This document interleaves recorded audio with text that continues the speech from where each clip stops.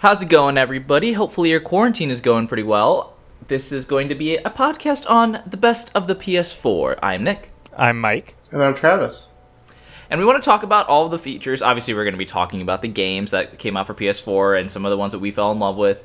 But we're also going to be talking about a lot of the things that are really features of the PS4, and one of the things that we kind of want to make sure is we include an overview of everything that the PS4 brought to the table, what it did well, maybe some of the things that we didn't like about it, and then talk about what it can do moving forward to the PS5, because it's really the big transitionary period that we're going into. Next year, or whenever it's coming out, is going to be the PS5, so PS4, almost around the end of its life cycle. But to start off, obviously, let's start talking about the games and our favorite games and ones that we feel deserve at least another time to talk about. So I'm just going to throw it out here that I think all of us have had experience with, and that's Persona 5.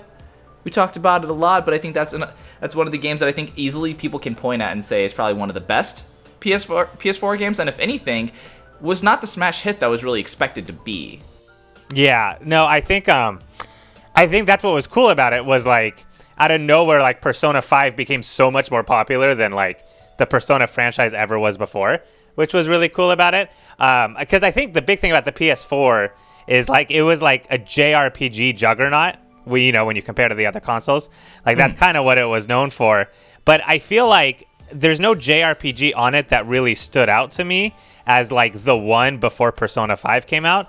And then I feel Persona 5 kind of became the JRPG, not just for PlayStation, but just overall. It was one of the most well-known JRPGs. And it was cool because it came out during a time where I feel that style of game was, I don't know if the genre was dying, but it certainly was sucking. There were no probably real decline or something. Yeah, there weren't any great JRPGs coming out. There were some hidden gem ones that were coming out on the Switch, but nothing that was taking the world by storm. It felt like JRPG was becoming a small niche in the gaming world. So it was cool seeing Persona 5 come out on the PlayStation and just take everyone by storm, even people that normally didn't like JRPGs. Oh yeah, and I think one of the craziest thing is that some people, at least in terms of the way that I think this game is going to be remembered, I think it's going to get the legacy that the legacy of one of at least in terms of the legendary games, in terms of a Final Fantasy VII or a Super Mario 64. It's going to be remembered as one of the titans of that genre too. And having a game that's remembered as such, I think, is so important. And not only that, when we're thinking about so many of these games, in a way, I don't think Persona 5 was as boundary defying, but it did revitalize a genre to some extent. I mean, so much of what you saw was just action RPGs going left and right, and Persona 5 was just no, this is still an audience for this game, and we can show that. And it did countless times. And then Persona 5 Royal comes out afterwards, and it still kicks ass. And I mean, it's crazy to think that there's so many people that are lining up to sit through an anime 100-hour JRPG, but it's happening, and the reason is because of it's just a testament to how good this game is. And so one of the things that I think is so cool is the fact that this game that came out exclusively for PS4 most likely will be remembered as a titan of its genre, and I think that's just super, super cool. Mm-hmm. Yeah, and I think it's funny because it's so big now. And Persona's always been big, I guess, but they're coming out with Persona 5 Scramble. You mentioned the Royal version. They have the Dancing All Night. It's become such a box office thing, which is so funny because previously no one cared about Persona, and now there's spin-offs coming out left and right for it. Oh yeah, and the fact that Joker got into Smash Bros. But another game that I think Mike and Travis are more suited to talk this one out is God of War as well. That game of the year, so if it's not obvious, people fell in love with that game as well. But also the fact that this game also was kind of a resurgence as well. I think what's one of the cool things about the PS4 is it really brought about so many games that brought back life into either series or genres that seemed to be fading, and I think that was so crucial. Mm-hmm. Yeah, I'll let you talk, Travis, if you want to talk about your experience with it first. God of War, I actually haven't beaten. I forgot how far I got in it because that was before I actually had. I mean, technically it is CJ's PS4, but before he bought the Pro, so I didn't have a PS4 myself. So I was playing it while he was on vacation or something. So I was watching his dogs. But then, what I think is what's cool about the God of War game is how I was playing it just to piss off CJ and not using any of the really, really cool and awesome combat things like melee-wise. I was literally just throwing the weapon and sniping people in the face because you are allowed to, and I thought it was super fun. And then he was just like, Travis, you could have finished this fight a half hour ago, but all you're doing is rolling away and throwing. And I'm like, yeah, but did I die? You said you died here. And he's like, I hate you. I hate you so much. There's no wrong way to play a game, but this isn't right. Though that is something that we can definitely debate if there's a wrong way to play a game, but I think that's so many things that is cool about it. A lot of the games that have come out for PS4 show that there is definitely a lot of freedom when it comes down to playing a game. Yeah, well, and it's funny because, like, that's totally a viable option. Like, anytime in a boss fight I was close to dying, I would just resort to that. I would run away and just throw my axe, and it works, you know. No, but I think it was cool. It was a cool resurgence for that franchise because, well, first of all, I don't think anyone was really expecting another God of War game when it came out. I could be wrong. But it's just there was such a long gap and everything. And God of War 3 was, I mean, everyone was dead. There was no one left in the Greek world to really go after. So I think a lot of people thought this was going to be where the game ends. But not only was it like a resurgence, it was like a restyling of how the game worked. This one was a lot more slower paced and a lot more cinematic. Certainly there were like areas where enemies would swarm and attack you, but this game had a lot of really slow areas that the other God of Wars didn't. The other ones had puzzles, but even during those puzzles you had like this intense music playing, and you know, it was just like there was so much going on all the time that I feel like this God of War really it like slowed the pedal down. You know, it went at its own pace. There were a lot of times that was just like character building. You actually got to know the enemies and the bosses in the game and the characters you were with, whereas in the original God of Wars, like, you didn't take time to get to know anybody. Yeah, you just killed them. Yeah, you pretty much just saw someone and killed them. So it was a nice change of pace, and I think it was an interesting character arc for Kratos, seeing him not be an asshole. He was always like an anti-hero where he did horrible things, but you were like, oh, okay, I could see why he's a horrible person. But it was interesting in this game, like, seeing him turn a little bit, and like his moral compass got a little bit better than it was before. So it was a really interesting take on the game, and it came out really, really well, I think. Oh yeah, I mean, I would everyone, say so. people are still talking about the story of Boy. Damn, right. boy. Boy, I can't do it justice. That voice actor is fantastic. But anyway, so moving on to some of the other games that I would like to highlight and point out here. Some of the other really big releases that came out for PS4 and definitely moved a lot of copies. One of them was Spider-Man for PS4. There was also Metal Gear Solid 5: The Phantom Pain, Uncharted 4. There was also Bloodborne. There was the remake for Shadow of the Colossus as well. Some of the other big names that I don't think were actually... Oh, well, can't forget about Sekiro as well. But some of the other games that have come out that I don't think are exclusive to it. I think... correct me if I'm wrong, Mike, but is Witcher 3, is that exclusive to PS4, or is that also for Xbox? No, that's for a lot of systems now. It's for the Switch too. And Okay. I know I have it on PC. Yeah. Okay, so won't worry about Witcher 3. But yeah, so Sekiro as well. One game that, if it's not extremely obvious, that I fell in love with as well was Horizon Zero Dawn. So there's been a lot of really big games that I just want to highlight for a second on Final Horizon Zero Dawn. Fantasy I love it. 7 Remake too. Yeah, oh, yes, the remake too. Final Fantasy 7 Remake. But yes, I love Horizon Zero Dawn. That's about it. I just, there's not a ton of things that I have flaws with that game. But also, Metal Gear Solid 5 I thought was actually really cool as well, because it was kind of a departure for what the Metal Gear Solid games were kind of before. Like, it wasn't really story focused, it was more open world sandbox focused, and I think that's where a lot of games kind of went this generation. And you see some of them, like, obviously one of the biggest ones that is still doing crazy well, and it's not exclusive to PS4, is Grand Theft Auto 5. But it's crazy to think that a good amount of games tried it, and a couple of them succeeded really well. But in terms of some of my favorite personal favorites from this generation, one of them is Death Stranding. I know that's not everybody's game, but it still is one that I personally loved. But then you also had, like, Last of Us Remastered. I did really like Bloodborne. And then I want to point out one for Mike is Resident Evil 2. You wanna talk and gush about that game just for a little bit more? Yeah, I'll talk about that one and 3. And then they're not like exclusives, but it was cool because they came in like during a time of like a ton of remakes coming out.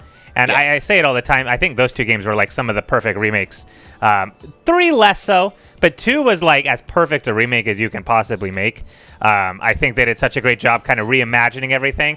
And I feel like Capcom is in such a mode of remaking every single old game they have and putting it back out there. Like with the Mega Man Legacy games they made, and now with all the Resident Evil remakes, like I feel like they're reliving the glory days, which is fine by me because they're all great games. Yeah. But no, I love both of those games. Do you think that Resident Evil 4 will actually get that treatment?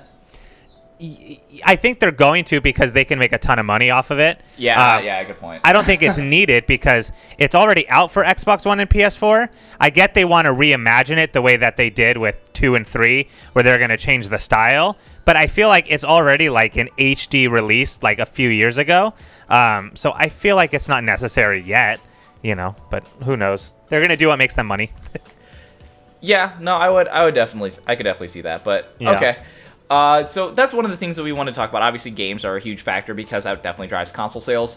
And if it's not crazy obvious, the PS4 had a ton of extremely good exclusives, and if anything, it definitely drove a lot of people to this platform. I believe there was over 100 million units sold, which means that it beat the PS3 and original PlayStation.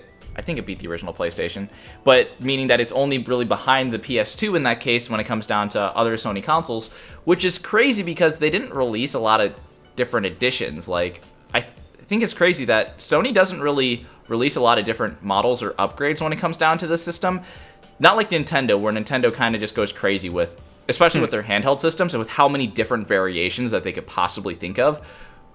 So, I don't know. It was just something that I was thinking about when we were kind of brainstorming this topic. But moving on to some of the other things, another thing that's worth it to point out is PlayStation Plus. One of the things that was very integral to the actual PlayStation 4's PlayStation 4's, I guess, relevance. You sign up for a while, and they give you some games as you go along. And I would argue that a good amount of these games are very solid just to pick up as you have the system itself. I know Travis tried out Sonic Mania through it. I know Shadow of the Colossus, the remake, was available for PS4 as well through PlayStation Plus. There were some really solid games that came to the system. And I think that, if anything, I know Microsoft's done something similar, but we'll talk about that in a later video. But I'm wondering if this kind of trend of, with the online, releasing some games like this will become a kind of a standard when it comes down to giving an extra bonus for having an online, for using their online service. And if anything, I think PlayStation's doing it fairly well when it comes down to PlayStation Plus, where maybe they're not giving you the best of the best games that are coming out, but some of them got pretty damn close. Yeah, I think PlayStation, well, it sucks. PS Plus, it used to be so much better. I think the issue is they got corrupted by Microsoft. Yeah. Because, online used to be free, and then Microsoft started charging, and so online was never a part of PS Plus until the PS4 came out, and I feel like they try to sneak it in saying, oh, we're going to do that too, because Microsoft is also doing it, so now we don't look like assholes. And it's funny, like you said, I feel like it has been a standard since the PS3 where they've released the 2 or 3 games, and it's always been good, but I feel like they're running into the problem now of they've already released all like the really good games. Like, I'm going through my list of games that I got from it, and like there are some amazing ones. Like, I have the whole BioShock collection, a couple of the Deus Ex games. Like, they've put out some really good ones. Metal Gear, they had 2K on there. They had so many different games like that were a lot of fun, but like they're running out. And so I feel like lately they haven't been releasing games as good. This last couple months were pretty good with Shadow of the Colossus and Uncharted 4, but like, there's a lot of games that you get with it that aren't amazing. And not that I'm complaining, but it leads to the problem that a lot of spoiled people do complain.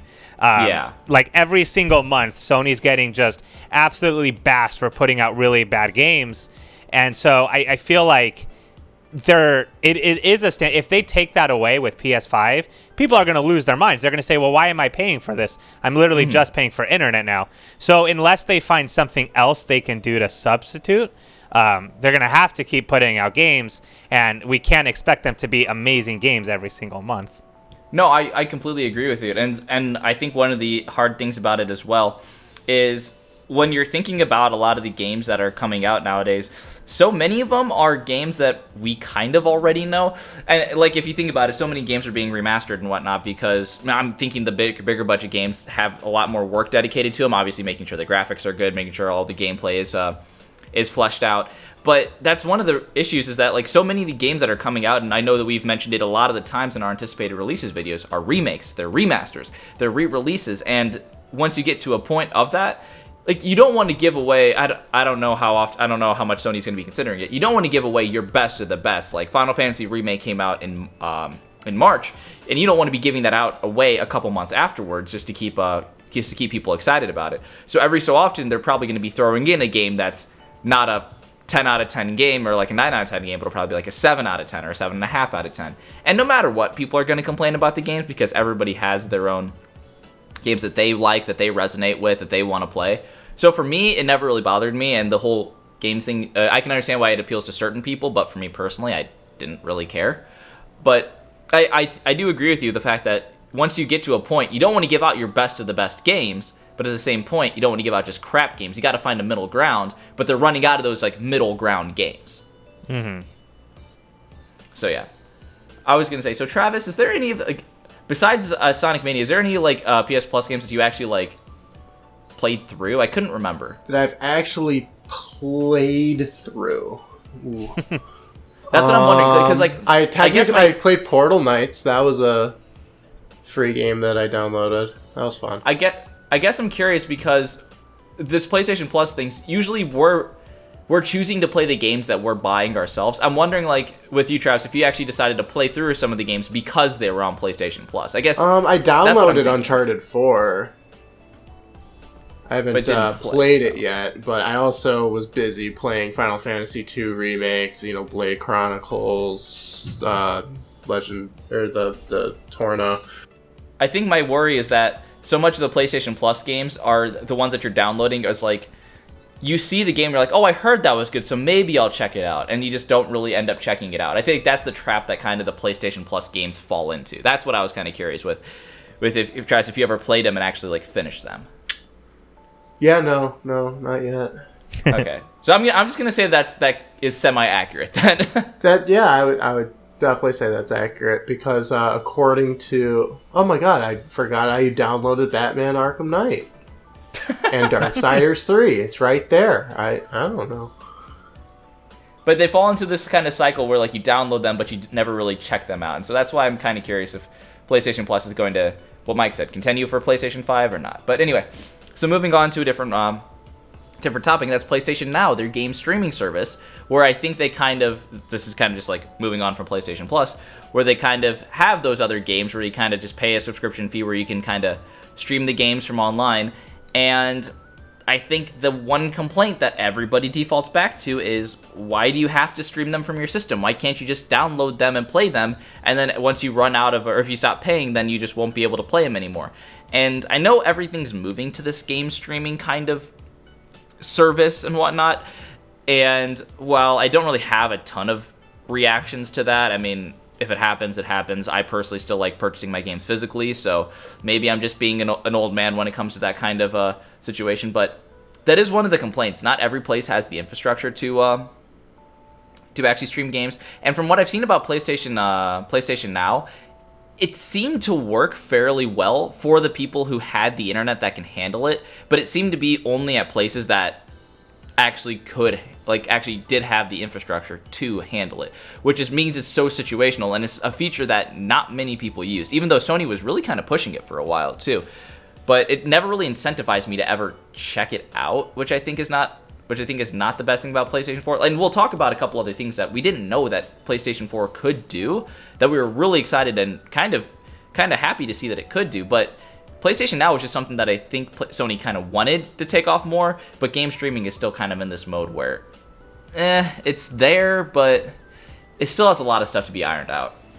Yeah, well, and I think the issue is, it not only is it, well, if you have bad connection, but if your internet goes out for even like a second, if your Wi-Fi goes out or something, and you're in the middle of a big boss fight and you die because of that, I mean, it's just little hiccups in the internet can totally ruin your experience. Because I used to use PS Now all the time, well, I say all the time for like 2 weeks, but it was all I did for those 2 weeks. And I played through the whole first God of War game doing that, and it was a lot of fun. And then I went into God of War 2, and there was this hard boss fight, and I don't know what happened, but my internet that day wasn't working well, and every time I got to that boss fight, it would start to lag, and I could never get past that boss with it. And so it was so aggravating that eventually I just stopped using it.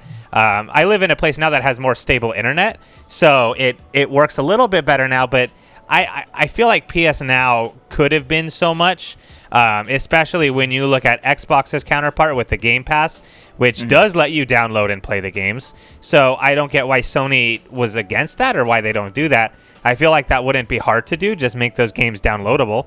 I don't know, like, if... I don't know how that works in terms of, like, logistics. If that's something they just don't have the capability of doing, I don't know.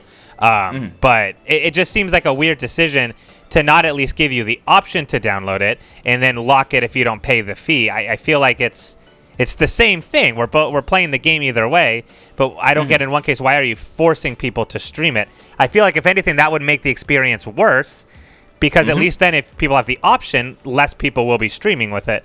But like looking through the game list, like there are amazing games on it. Like I think that's something both systems did a great job on. Like there are some really awesome games on here, but it's just unfortunate that I can only really enjoy it if I'm in a place that has really good internet. Yeah, it's so situational where when you look at it, like the incentive of playing the games is there, but it doesn't do enough to really want to make you stream the games, I guess. And maybe it's a thing. Maybe Nintendo has it right, as I say sarcastically, where because of the with Sony games and and with Xbox games and whatnot, like the games get cheaper over time. Like you can probably find God of War for like $20 or less now. Same with like Horizon Zero Dawn. Same with like Spider-Man PS4 with Bloodborne and whatnot. All these games like usually get cheaper and whatnot because they want you to play those games. And Nintendo just is like, fuck it, we're just gonna keep it at $50, $60 a game. So maybe it's because of the fact that like you can. It's not as much less cost effective. Wow, that's a weird sentence. To really just buy the game and play it and be able to avoid those issues 100%. And you won't have to worry about a power outage. You won't have to worry about your internet staggering or anything like that. And so I think that it's cool. I think that it's getting there. But if it wasn't obvious with like Google Stadia, game streaming is not there yet. It really isn't. I'm sure it's gonna be bigger when it later on, but I don't see any purpose of actually streaming the game. I'd rather just buy it and play it. And also the whole game ownership thing comes into play as well. So yeah, I think PlayStation Now was a good attempt, it was at least a good attempt, but I think that it still has a lot of things to go out. But I'm sure that it's going to be out and improved upon for PlayStation 5. I'm hoping though they're gonna come out with some way to make it to make the connection more stable or some kind of additional feature to try to alleviate some of those issues. I'm hoping it will, but I think it's inevitable because otherwise PlayStation Now definitely did not get the amount of attention that Sony wanted it. Right. Well, and I hope so because the cool thing about it was it has PS2 and PS3 games on it too, and so like it lets you go back and play. Like there's this game I've been dying to play like my whole life. I love horror games, and there's been one game I've always been so afraid to try called Siren. And it's also been super expensive, so even if I was brave enough to, I never had the chance to buy it. And so it's on PS Now, and I'm always so tempted to play it. Part of me is too scared, but then the other part of me knows, well, I'm not going to get the full experience because if my internet goes out. It would defeat the whole illusion of the game, you know? And so it's like, it's cool because it offers games like Siren that are so hard to find otherwise. It's expensive. Came out for an older system, didn't really even release a lot of copies in America. So it'd be fun to try it, but it just sucks that I need good internet in order to enjoy that experience. So, yeah. All right, so I think that's going to be it on us talking about PlayStation Now, but we're going to be moving on to something that we've utilized a couple of times in our videos, and I'll be honest, I can't believe I was so blind to the fact that it existed, and that's SharePlay.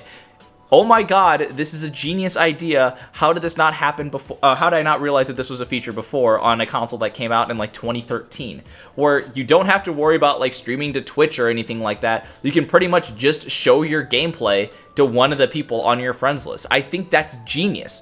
And I don't even know how we didn't realize that this was a thing, but it works out so well because you can be recording somebody's screen, and we noticed it before, like, I mean, we both have good internet when me and Mike were doing it, but like there's virtually no lag when it comes down to like an input there. And the better part of it, you can even request control and play from their a PS4. This is such an underutilized feature, I feel, and I don't understand why this wasn't promoted more, if anything, because this is just freaking brilliant. Like, I don't know. I'm sorry. It still blows my mind that we just were blind to this, and it's like 2020 now, and we're just like, oh, cool, they have SharePlay. I had a kid on Christmas moment with Matt where we were testing it out. And like we were just talking about, oh, we can see each other's screen. And so I sent him like control, and he didn't really know what was going on. And so I told Matt, I'm like, dude, move your controller. And when he realized he was in control, like you could just hear his mind was just like blown away. It was the funniest thing ever. He was so confused about what was going on. But yeah, it's such a cool feature, and like it's fun. There's a few features that, at least I don't know about you guys, the other ones, but like I had no idea even existed until like the past like 4 or 5 months. And it's like there was some really cool stuff, and this SharePlay is really cool. And like it's so easy to use. And the cool thing is you don't even need a PlayStation Plus subscription to do it. You do if you want to play games with each other, but only the person sharing needs PS Plus. So I can share it with someone that doesn't even have PS Plus, and we can do that. Like, that's such a cool feature. I totally would have pegged that as something I have to pay for, or like is required at PS Plus. But the fact that that's just like a free thing you can do on this system that's insane to me. Oh, I loved it, and it worked out, especially because we used it when we were recording. What was the game? Kingdom Hearts: Chain of Memories. And didn't you and Travis use it for Red Dead? Not Red Dead. What am I talking about? Resident Evil. Yeah. We did for the latter half of it because we didn't know it existed when I first started playing. But it does make it a heck of a lot easier, because then I was able to not have to worry about the lighting in my play, so I actually had the lights all out. He could actually see what's going on the screen instead of looking at a video camera looking at my TV, which blurs everything. So he was able to give me more helpful advice. Yeah, it's so great. And being like, you should go in that door, not what hallway are you in? Yeah, it's not so trying great. to like do it through a webcam or anything like that. Right. Yeah, so it made that a heck of a lot easier. And then we haven't really utilized much of the, like, you can take control of the thing, but that could lead to some interesting ideas of we have to, like, like pass the baton, if you will. Like, play in sections. You only get a certain amount of time, and it's kind of like a race like that. But, you know, it could be fun. It definitely opens the door to a lot of options. That we did realize, because we tried doing another one with multiple people. You can only do it with one person at a time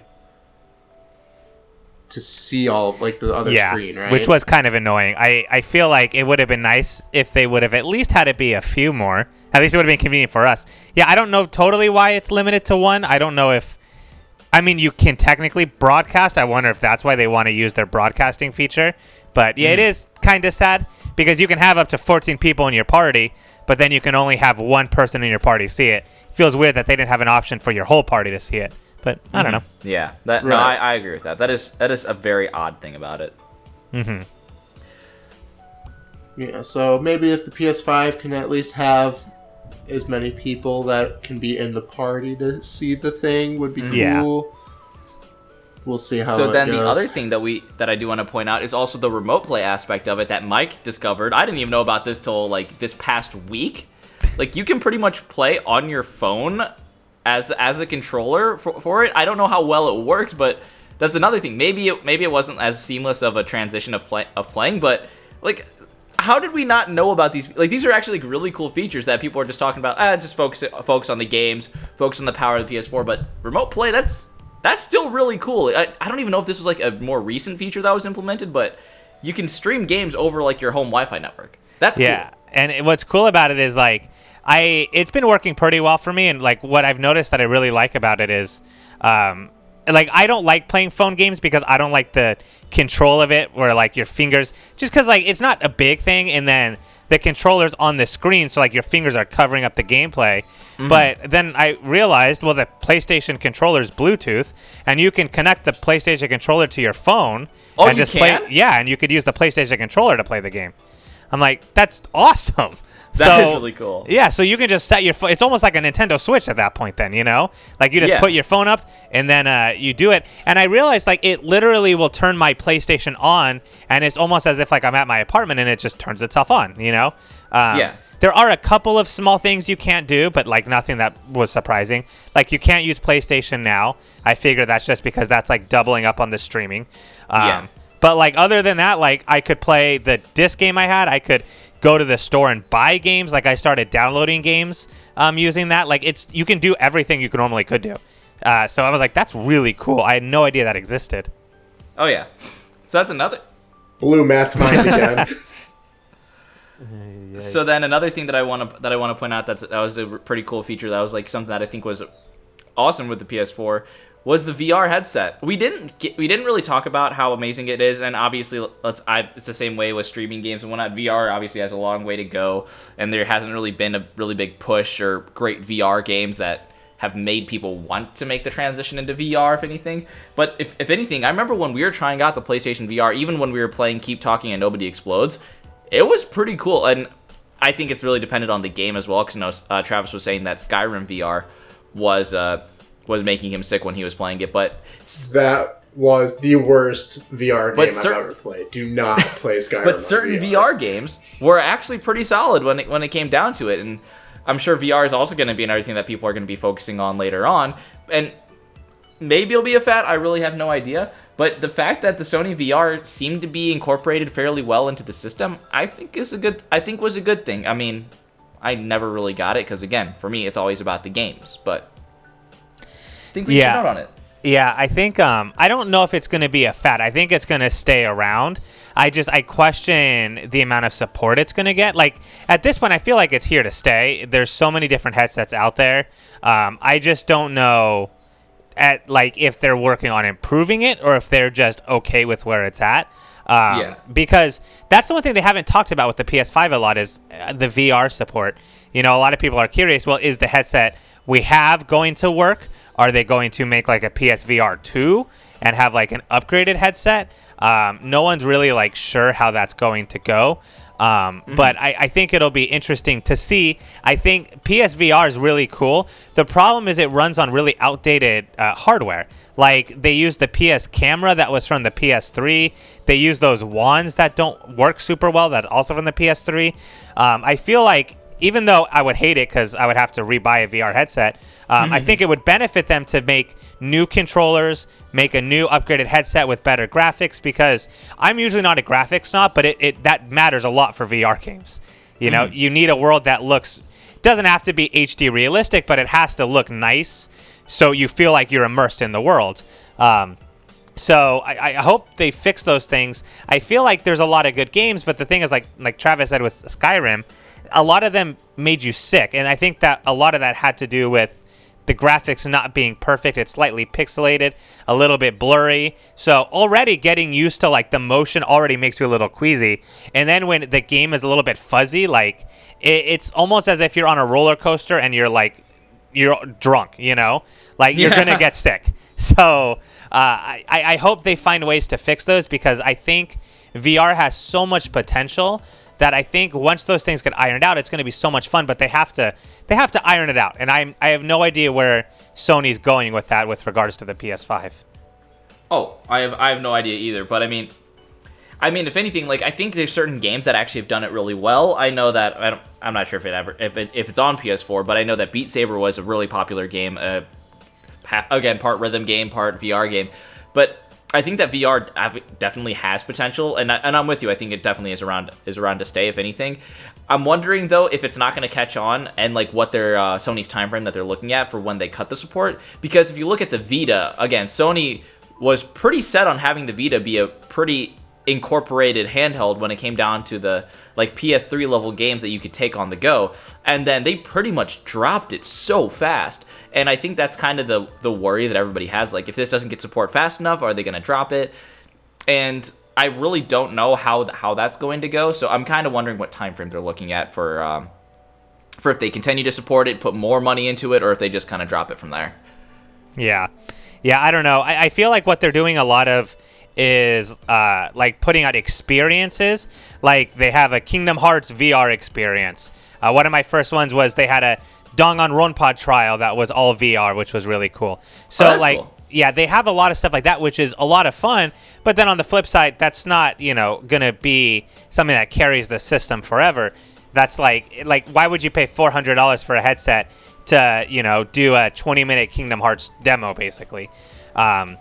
So I don't know. I don't know where it's going to go. But I'm hoping, like, Resident Evil 7 VR, I think, was great. I think the way they did that one was great. Again, I think if it looked better, it would have been awesome. But then there's ones like Skyrim, like Travis said. Tomb Raider was even worse. Tomb Raider was disgusting in terms of making you sick. Oh, my gosh. Yeah, that seriously? one was, I think, the worst one I've ever played before.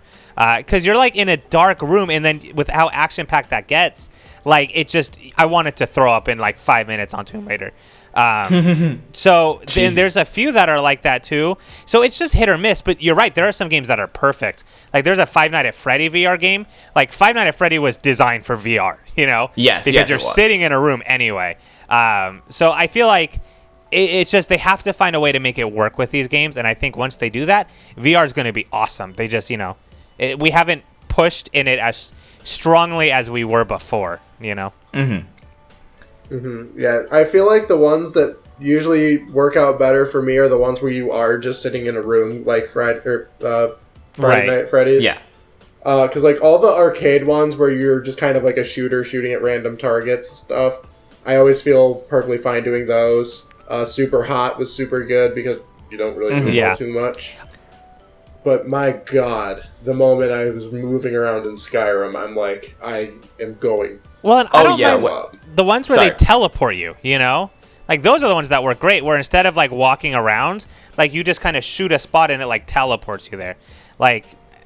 Yeah, Skyrim kind of had, like, you could do either or, but the teleporting wasn't much better. Because it would be like, you're here, and now all of a sudden, everything's different. You're like, oh, God. But yeah, so those are all the stuff that I wanted to mention about PS4. So if you guys have anything else that you want to talk about when you're talking about the best of this console? I don't know. I think we've pretty much did a good job covering everything. I think the big thing that I'm hoping for is, well, obviously we talked about, like, with the games that they keep having good games. I really hope they don't try to change too much. I feel like that's the biggest thing that happens from console to console is they always sneak something in, like, oh, we're going to start charging for this when you normally don't have to pay for this. Or, like, if you want the extra PlayStation Plus games, the free ones, you have to upgrade to our PlayStation Alpha Plus now. And, like, they always do crap like that when you go from one console to the next. So I'm hoping, like, they don't need to change a whole lot.